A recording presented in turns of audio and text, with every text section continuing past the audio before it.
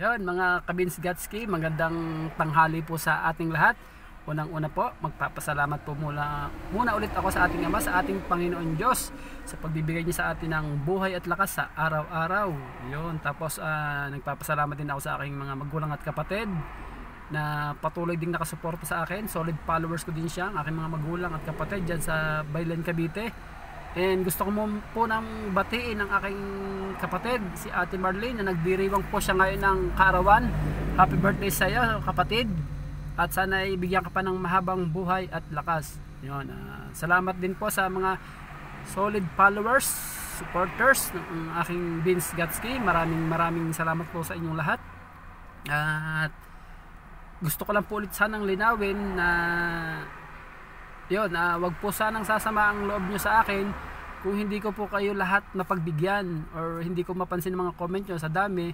Kasi meron pong, nung isang araw ay meron pong sumama ang loob, parang sisiraan ako kasi bagong followers ko po yun, parang hindi ko yata napagbigyan yung, hindi naman sana napagbigyan, padadalan ko po sana, kaso hindi po siya nakaantay. Sabi ko antay lang po kasi marami din po akong ginagawa. Yun, siguro sumama ang loob, yun, ibinilak ako, okay lang naman, wala namang problema sa akin. Gusto ko lang pong linawin sa inyo mga Kabins Gatski, wala pa po akong sahod sa Facebook. Ang isineshare ko lang po sa inyo para po yon sa sarili ko, galing po yun sa akin, sarili kong bulsa. Yun po ay galing po yun sa akin sa pagkasundalo ko, doon po yun galing. Gusto ko lang pong i-share sa inyo yung iba dahil kita ko ang pagsuporta nyo sa akin, ang pagmamahal nyo sa akin. Kaya sana po yung iba, kung hindi ko mapadalhan, matulungan, wag po sanang sasama ang inyong loob. Yon, hayaan nyo po pag ako ay talagang sumasahod na, kasi na-invite na po ako sa stream ad. Pag sumahod na po ako, yon, baka matulungan ko na kayo ng paunti-unti. Pero sa ngayon po ay hindi ko lahat kayo mapagbibigyan. Sana po maunawaan nyo ako at wag po sanang sasama ang loob nyo sa akin. Kasi itong ginagawa ko pa ay para sa akin, sa pamilya ko, at para din po sa inyo, kasi gusto ko kayong matulungan lahat, kasi yun po ang aking goal.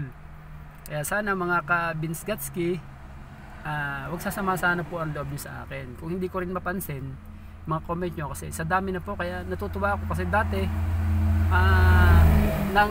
parang nanglilimos lang po ako dati ng followers. Lahat ng mga page, ng mga ano ko pa sa Facebook, pinasahan ko ng link para lang i-follow ako. Yun. Pero nabigo po ako dati, pero dahil sa suporta nyo, kung hindi ko po kayo kilala, mas lalo pong lumakas ang loob ko, kasi alam ko na andyan kayo, hindi nyo ko iiwan. Kung sino pa po yung mga hindi ko kilala, siya po yung solid supporters ko. Kaya asahan nyo po ang tulong ko, basta sumahod po ako at meron ako, tutulungan ko po kayo, hindi ko kayo bibiguin. Kasi itong ginagawa ko ay para nga sa pamilya ko, sa amin, and syempre para din sa inyo, bigyan kayo ng blessing. Yan nyo, pag may nagpa-sponsor ulit sa atin, share ko ulit po sa inyo.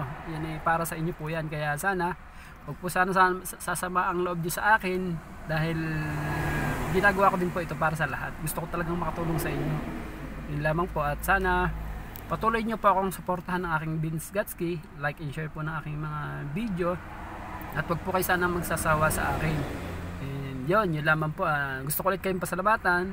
Maraming salamat po sa solid follower supporter. Shoutout po sa inyo lahat.